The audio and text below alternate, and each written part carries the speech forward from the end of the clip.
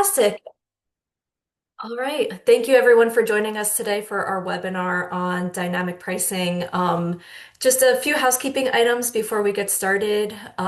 This webinar is being recorded. We'll post the recording to our YouTube channel and our website by midday tomorrow, and everybody who's attended will get a copy of the recording as well. We have a really great conversation with two great experts today. So if you have any questions, please put them in the Q&A box, and we'll try to get to as many of them as possible by the end of the webinar. So these past 2 weeks, we have been hosting a lot of webinars on different data privacy related topics for Data Privacy Week, which just concluded last week.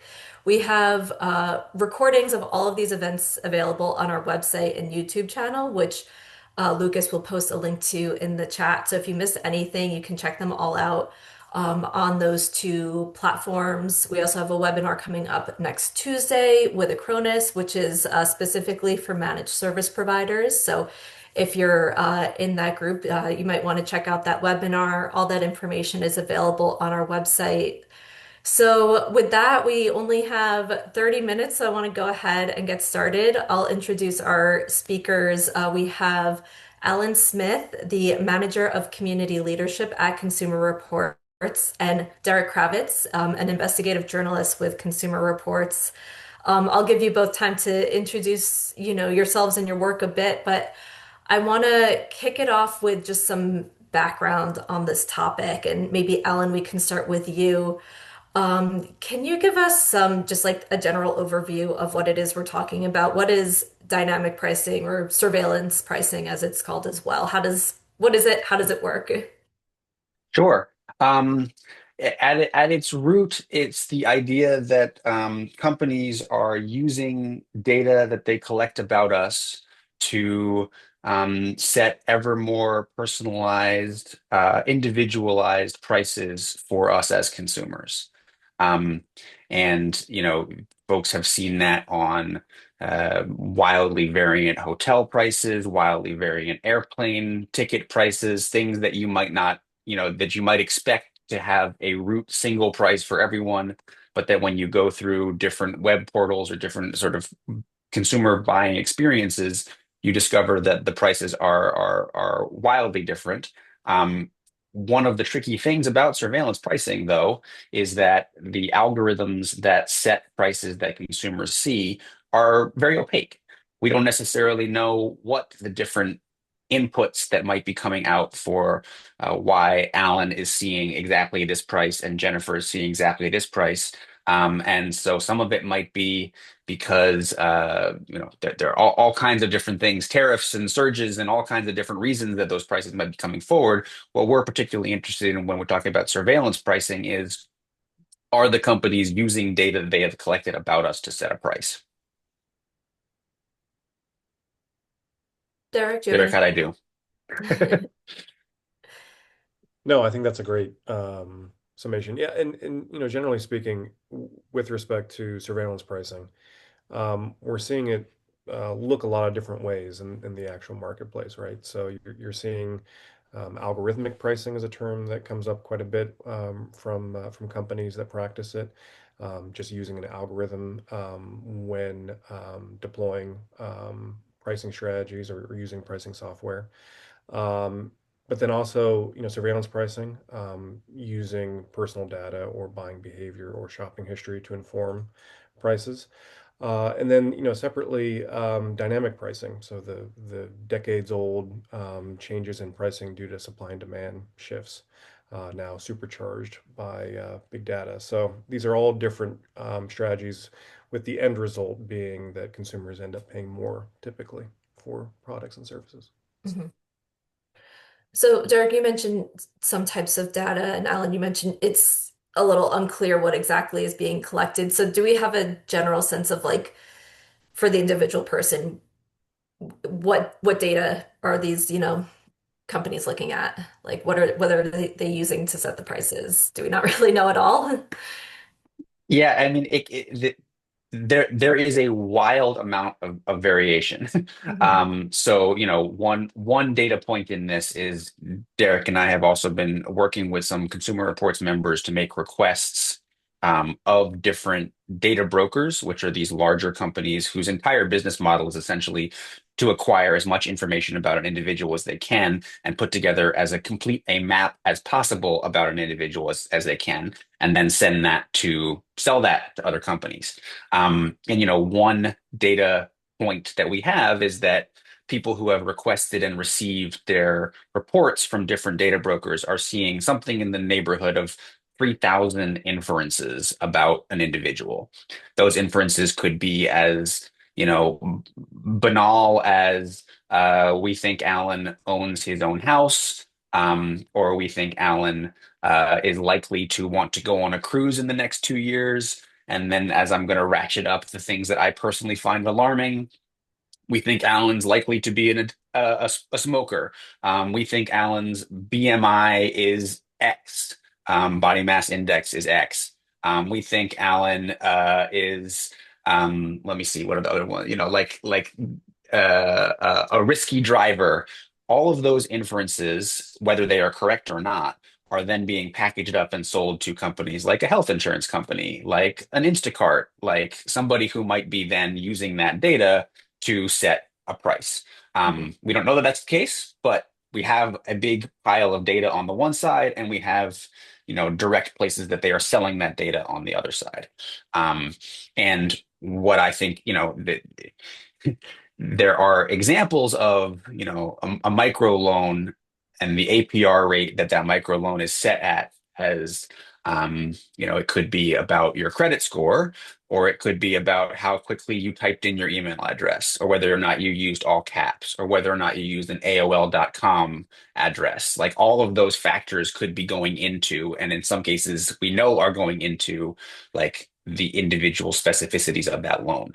That's what we mean when we say like data, that there's a huge potential amount of data going in, and then which pieces the algorithm is actually sorting through, we're not so sure. Hmm. Can you, Yeah. oh, sorry, go ahead, Derek. The only thing I was going to add, and if you can't hear me for any reason, let me know. I'm going to sort of shout in order for folks to hear me. One thing to remember is anytime you register for anything online or buy anything online, and you include, personal information for the loyalty or rewards setup or to log in, right? All of that information is first-party data collection that then is taken by the retailer and many times sold to third-party data brokers and can be repackaged, reused, changed, and modified in a way that makes it valuable for data brokers to then sell to other companies, including insurance companies, including financial services, banks, including a lot of places that use your information to then offer you APR loan terms or insurance rates, things that impact your daily financial lives. So that's all to say, these are very important things at the end of the day, important data points that then can be used against you. So just worth thinking about. Mhm. So I know Consumer Reports has been doing a lot of work in this area and recently came out with an investigation a month or two back into grocery prices. Can you give us an overview of what that investigation was? Derek, you go first here, and then I also appreciate John's shout out in the chat about the Kroger data practice work as well. So we've been on the grocery beat for this year, and Derek's been doing amazing reporting across the board. But what happened in Instacart, Derek? Yeah, and I said I wasn't going to show a slide, but I'll just do so anyway because I think it actually helps folks sort of see this in real terms. This is a slide that shows sort of how retail and many other industries have long sold products and goods to people on the left. Total sales and consumer surplus $16 and $6. And one set price, right? That's the $4 price. And the consumer surplus, the money left on the table by the company, they just leave, right? And everyone pays the same $4 price. With algorithmic, dynamic, surveillance pricing, the prices change depending on who you are, right? Or what bucket you're sorted into by that company. And so different consumers are going to pay different prices for the same exact products at the same time at the same store, right? So it's not subject to geographic differences. It's not subject to distribution or other supply and demand macroeconomic factors. This is different prices, same products, same goods and services for different people. And that can be a problem when you're thinking about it in terms of fairness, right? Um, And we know that specifically because we know the data that Derek is pointing to here. What we had our suspicions, but we confirmed it by getting, 400 people on a Zoom call like this one, having everybody open up the same Instacart app, go put in the same address, and duplicate the same 20 items. And so we can't screen for everything, but we can screen for location, day, time, etc. And then just send us screenshots. And then Derek and I and some other brave folks went through all those screenshots to see exactly what, Alan was being charged $3.17 for peanut butter, and Jennifer was being charged $3.23, and Derek was being charged $3.40, and started to put people in buckets based on those things. And Valerie, we do not have any idea if gender or race is used to set a price. We Instacart explicitly says they do not do that, and we don't have any information that would disagree with them. And looking at this slide, you see five different prices, right, for the same 20 goods at the same Safeway in Seattle, Washington. The price differential's large when you're looking at low, $114.34, to high, $124, basically. Um, Again, extrapolating that over the course of a year of a family of four buying groceries, that adds up to about $1,200 in a year, those price differences. So it's real money that these companies are able to extract from consumers. Another way of showing that $9.59 difference between the low and the high, about 8.4%. And then, really just drilling down a little bit into the products. Not every product is algorithmically or dynamically changed by a company like Instacart. Many products have one set price, like these three products, saltines, Heinz ketchup, Barilla pasta.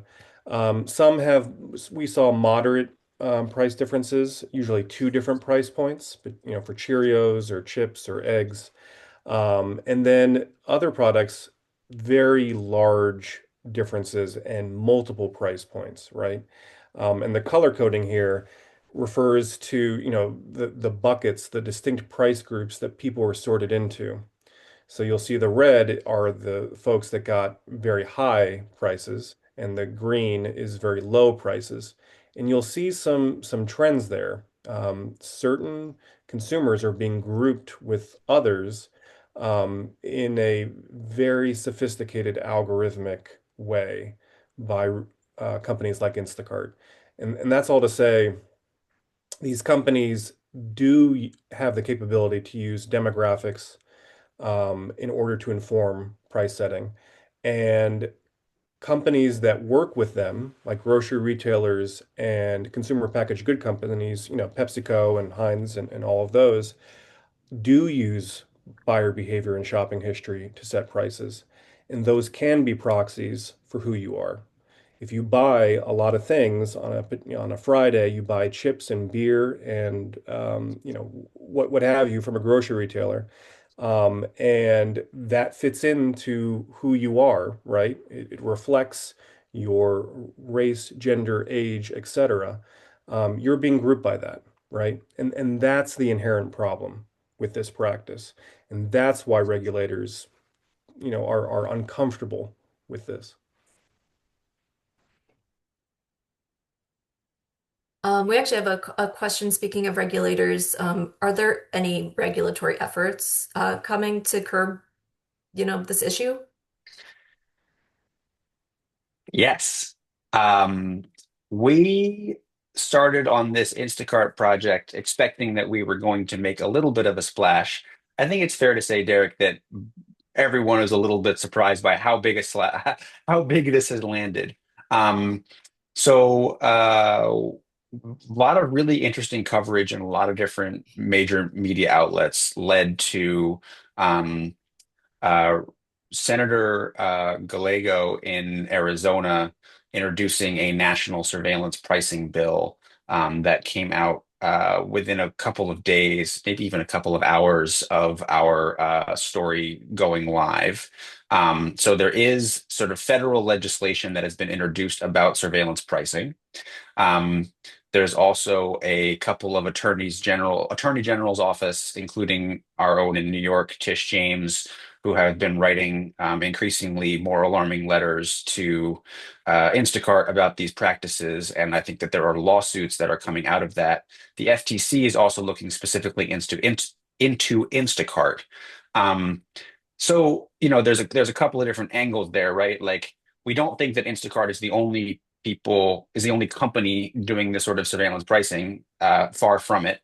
But they're the ones whose hands got caught in the cookie jar here with trying to target prices closer and closer to whatever your maximum would be. And I saw some really interesting questions that I'm going to try to get to as we go by here, but about loyalty cards, about a bunch of different other things that might be going into the price. We think probably a lot of those things are playing. But what's important here is that what they're trying to do is they're trying to get you into a smaller and smaller and smaller bucket with people just like you. And they're trying to figure out what you and people like you have as the maximum price that you're willing to pay for any good. And the closer they can get you to that maximum price, the more profit they can make on on any given moment. So that's sort of like the end game here, and that's what I think the Gallego bill attempts to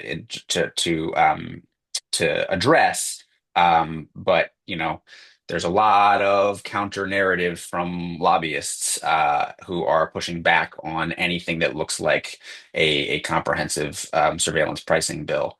There's also a bill in California, Bill 446. I might not have that right, but that is also looking at surveillance pricing, and other ones we're seeing popping up in different states as well. And I know that, there's a lot of different, privacy rights that tend to vary state by state. Like California has the CCPA. Do those take surveillance pricing into account? Are there, I guess, certain protections that individuals have right now against surveillance pricing? Derek, do you have a thought on that? Yeah, various states have either enacted laws that do somewhat regulate the types of information that can be used to set prices, so your personal data. Generally speaking, demographics are not supposed to be used. In either lending practices and various other industries, and but including proxies for demographics, right? Zip code and household income and things like that. But it's a mix. It's a hodgepodge of rules at the state and federal levels. And we've seen, I think, after the Instacart investigation, we've seen 8 new bills in 8 different states proposed that would attempt to regulate or prohibit certain types of information from being used to set prices. Just to respond to, a few questions in the chat, um, one question is, oh, this is only happening online, right? Or this is only happening in your app, your retail app. A lot of retailers, including grocery stores, have digital price tags or electronic shelf labels. ESLs is the industry term. Those can be changed in seconds and can be integrated into a company's pricing software. And we found that Instacart can integrate them and change prices based on various factors, instantly or near instantly. So that's all to say, no. I mean, this is not just an online thing. This is not just an in-app thing. This is an everyone thing. And as we become more digitized, our shopping, our financial lives, the greater the impact will be. Can I also just jump in and say, I think that there is a continuing set of questions that we always get along these lines about like what can I do to game these systems effectively for myself? And there are things, Derek's articles have some really good suggestions, really consumer-facing suggestions about what to do about grocery prices, apps that we think are more on the up and up than others. But I think that the larger trend that we're seeing in Consumer Reports is that companies are expecting consumers to live ever more isolated, individualized lives. And there is a huge information asymmetry between what they know about us and what we know about how they're using what they know about us, which is to say, like, we don't know because we're not sitting in the same room with each other comparing, although some of you in chat are doing that with Uber, which I love. More of that, please. But like we're not able to see how my experience of a banking app or my experience of Instacart differs from yours. And one of the big things that I think the community reports work that I get to do at CR is about how do we break down those information asymmetries? How do we get out of our personal silos a little bit and see how these different algorithms are affecting us together? And I think that that kind of work is actually a better answer than the answers we could give you about how you personally game the system.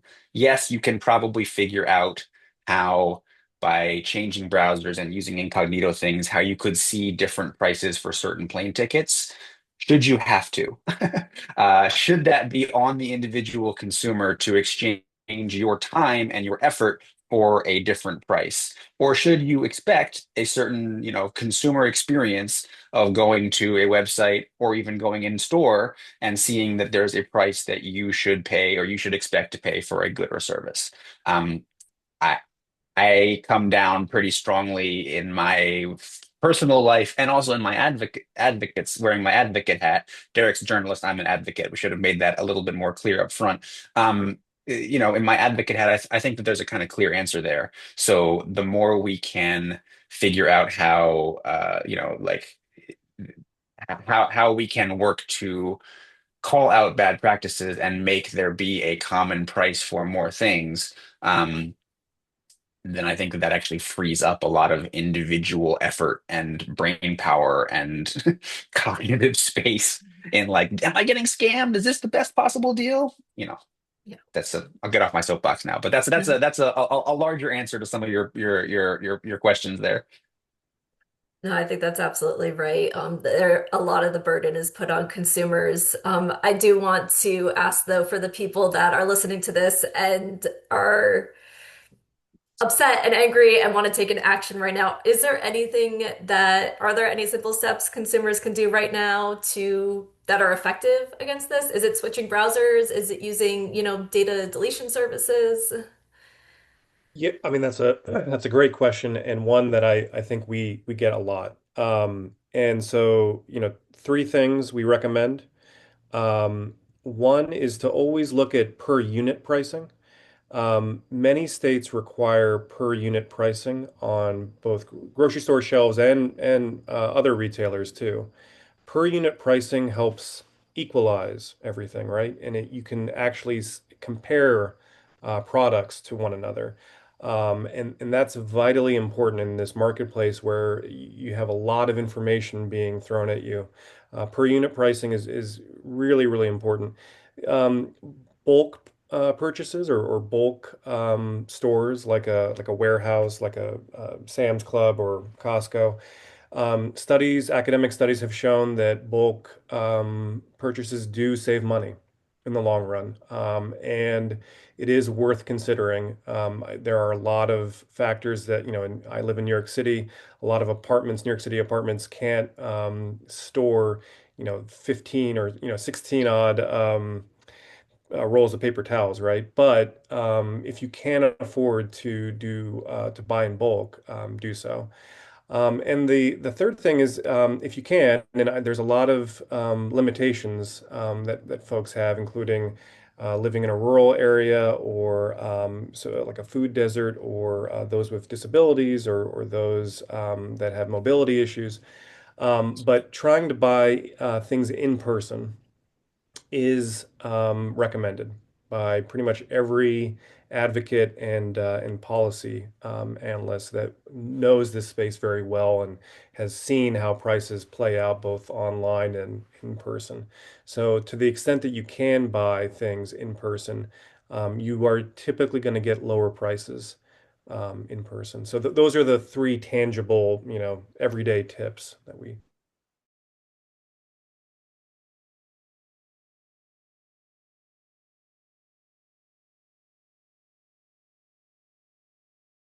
Here, let me just pull that back up. Uh, can you talk about the services that say they remove you from data brokers? Are those trustworthy? That's a question we get a lot about people Hmm. that want to like get their information off the internet. Yeah, so we actually did another community reports study along those lines here at CR. We had a bunch of folks sign up. We got a bunch of volunteers who basically donated their digital personalities to us for a year, and we signed them up for different search engine removal services. Um, I think that the short answer is uh, not really. The longer answer is it depends a little bit on what your state's privacy law does for you. If you live in Maryland, you've recently come under a fairly good data minimization law, which insists that companies actually keep less data about you. They are only allowed to hold data about you that directly relates to the product or service that they are selling you. And so that is a new privacy piece of legislation that we're still kind of kicking the tires on. Californians have had for a long time pretty good consumer protection law, CCPA in 2019, I think, and more recently the Delete Act, which allows consumers a lot more sort of almost European levels of control over, who can buy and sell your data, where your data can move, those sorts of things. Those questions about um, um, my brain is saying data centers. I don't mean data centers. I mean data brokers. Excuse me. Those data brokers and the way that those data brokers are allowed to move your data around actually directly affect whether those personal search sites or the kind of like keep me off the internet things are effective long term. Because a lot of those sites, what they'll do is they'll clean you out in the short term. If you sign up for a site and then 6 weeks later you go back and check, we found pretty high success rates, but then your profile sort of comes back over the course of the next year, and all of the data brokers that have your information have not been asked to delete, do not sell, etc., basically repopulate all those fields over time. That's interesting. So we are unfortunately out of time. I know there are more questions in the chat. So Alan has been posting links to Derek's Instacart story and other, resources from Consumer Reports. So please make sure you check those out. And we can also include those in a follow-up email after this with the recording. And again, we have a lot of other webinars that we recorded from Data Privacy Week last week as well. We talked about data deletion and privacy laws state by state. So if you have any, interest in those topics after this conversation, I encourage you to check out those recordings. But with that, Alan and Derek, thank you so much for joining us and for your work in this area and just, helping to educate us. Appreciate y'all for the time. Thank you for all these amazing questions. Wish we had another hour. Yep. Thanks, everyone. Great. Thanks, everyone. Have a great afternoon.